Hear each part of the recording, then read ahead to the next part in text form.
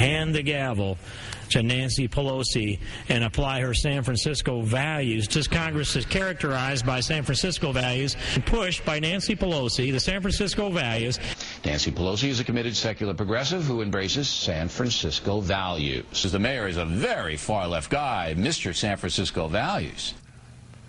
I speak to you right now from the great city of San Francisco, and although I speak to you from a darkened room with a fake backdrop behind me, I assure you that this is the single most beautiful large city in the entire country. And I say that with the self-conscious chauvinism of someone who grew up in the Bay Area here and whose whole family still lives here. Hi, Mom. Here in San Francisco, the minimum wage is $9.79 an hour. There's also universal health care here in this city. The mayor here said in his State of the City address in 2005 that he wanted all the 73,000 or so people in the city who didn't have insurance to have access to health care anyway. In 2006, the city started meeting to figure out how that could be done. In 2007, their agreed-upon plan was put into effect. They did it. If your family income is 5 times the poverty level or below, if you don't qualify for public insurance programs like Medicaid or Medicare, if you're a San Francisco resident, if you're uninsured, you can get medical care under the program Healthy San Francisco. It's not insurance. It's a doable, public, coordinated program to let folks who are otherwise falling through the cracks have access to health care. I should also mention that San Francisco has preschool for all. In the inadvertently funny official terms of the program, it's free half-day preschool for all 4-year-old San Franciscans who'd like to attend, regardless of income. Children living in every neighborhood and every zip code in San Francisco are eligible. You hear that, you San Francisco, you 4-year-old San Franciscans? Decide what you want to do. You're good to go. San Francisco is not immune from the nation's troubles, although sometimes when you're here it feels that way. The murder rate in the city is as low as it's been since the 1960s. The California unemployment rate is an atrocious 12%, but San Francisco's is lower than that, 9.4%. It is a favored sport of our compatriots on the political right to attack San Francisco as if it's some sort of warning for what it's like when liberals run stuff. It's a little like warning someone not to fall in love because there's a risk they might end up living happily ever after. Joining us now for the interview tonight is the mayor of San Francisco, Gavin Newsom. Mr. Mayor, nice to see you. This is my favorite show of all time. Are you running for mayor? Is that what happens? Just 3 days in this town. And here you go. I'm running for booster in chief. I mean, not for mayor. the photo of you with that hat, though, may disqualify. But beyond that, I don't know. I think impressive. in some parts of San Francisco that might help me out. I live here. That's actually a good point. Yeah, no, that's actually, you've got the inside track. We want a mayor who's protected from the transmissions. And we have a cell phone issue. You know, you've got all that debate down. That's impressive. Public option, alive and well in San Francisco. I just left City Hall, and the American flag was still flying. It has not been replaced with the Canadian flag. When you hear in political terms, national political terms, San Francisco does this shorthand that you don't even need to explain. I know. Itself is its standalone statement of what's wrong with everything liberal in the country. Do you sort of feel like it's a tourism board advertisement, or does it bug you? Yeah, it's amazing. It's the birthplace of the United Nations. It's also the birthplace of life science and biotech. It's the home of some of the most innovative companies in the world. It's one of the most dynamic economic cities in the United States, and arguably the world. It's got one of the most creative workforces.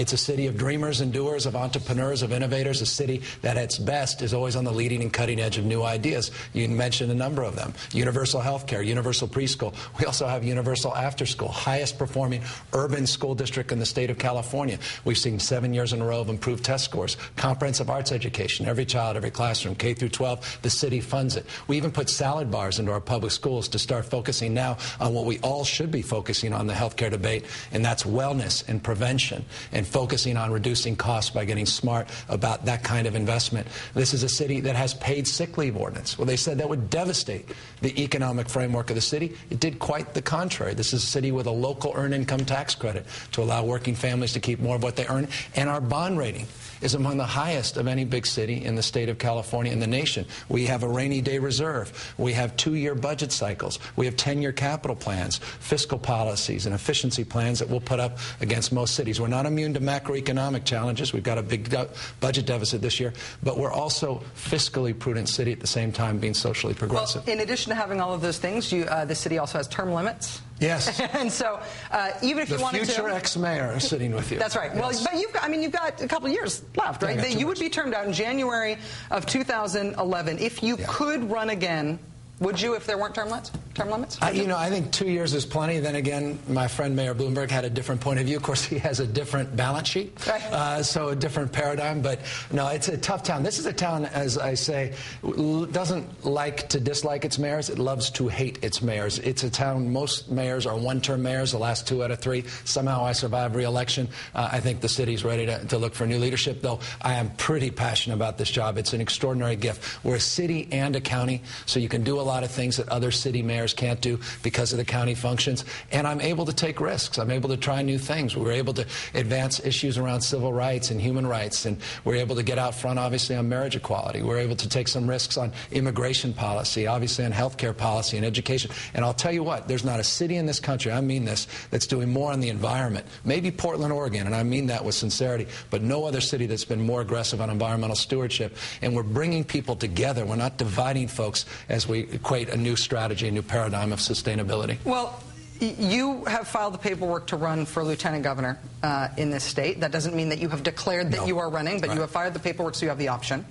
I agree for once with the common wisdom that the California state government is in running for the worst state government in this country by a mile. And it's got some competition. I mean, but what do you think is wrong with California state government, and could you fix it by joining it? Why on earth would you want to be part of that? You're right. I mean, I believe this, fundamentally structural. You got to get 2/3 to get anything passed. You think we have dysfunction with 60-vote filibuster and a majority in the Senate. Imagine getting 2/3 in the state. So it's a tyranny, again, of the minority. Governor Schwarzenegger can't carry many Republicans, let alone any Democrats. So you have stasis as it relates to even passing a budget. I'm not talking about revenue enhancements or tax increases, even a budget. You have a problem with term limits. So the lobbyists have all moved in because people are turned out. They come and go. As soon as they get there, they're opening accounts to get to the next office. You've got problems as fundamental as this. We don't have rainy day reserves. We don't have 2-year budgets. We don't have strong fiscal frameworks as it relates to investments in cities and counties. So there's a structural problem. In addition to that, we have an absence of ideas. And I always say the best politics is a better idea. You want to bring people together, come up with a better idea, and those ideas tend to galvanize people in a positive way. But and if you think that you've got good ideas for state government, that's one thing. But if the structural problems with state government are preventing anybody with even, I don't know, fair to middling ideas from getting anything passed, then literally why join that? Why would you want to go do that? You want to, instead of being on the sidelines, instead of walking away, instead of just rolling up your sleeves and saying, well, actually, I don't want to get involved and do the hard work. I want to just sit back and relax. I'd rather get in the mix. I'd rather be part of that solution. Rather be part of that debate. I'd rather start focusing on ways we can leverage what we've done in this county. They said it was impossible to do health care, impossible to create the framework in terms of education support, environmental stewardship in this city, yet we proved we can do it. It was impossible to recruit and retain businesses in this economic environment, and we've been able to do that with some aggressive economic development strategies. I'd like to think the 57 other counties in the state can take some of those examples, and of course we can adopt other examples from those counties and start aggregating and disseminate them in a different way. When the last time we talked was in April, last time I was here. Yes. And it was the first interview that you did after you said you were going to run for governor. I sound like a politician. This is horrible. I know, really, yeah, I do. Well, it's always, are you going to run or are you? I know. That's what happens when you're termed out. You worry about, going back to, well, I have restaurants and hotels, so I can go back to work there. Well, you haven't decided that you're going to run for lieutenant governor, but you did decide you were going to run for governor. You've since dropped out. Why didn't you get any traction? Because I had a brand new baby. You're blaming the baby. You're not blaming the baby. She's so cute. And she can take the blame. She kept me up. She can afford the blame. She's too young to understand it. She's only 5 months. No, she's perfect. All right, aside from the baby. It was a combination, and I know. What a horrible thing I said. This is not live, is it? Oh, no. You told me it was taped. Get him the hat. We're all set. Yeah, get me that hat. No, it was a combination of all those factors at home and then my responsibilities at work. Look, I got 6,000 people to contribute to the campaign. Hundreds of thousands of people opted in, but I was running against a brand unlike any other in the state of California. And look, candidly, I was having a hard time raising the amount of money I'd need to raise to put a good fight, not only in the primary against former Governor Brown, but also to go up against a Meg Whitman, most likely, who's already put $39 million of her own money in to date and is arguably going to put in north of $100 to $150 million in the general. And I looked at that honestly, and I thought about the sacrifice at home and in the city in the context of the money that you had to raise, and there was no way I could do all of that.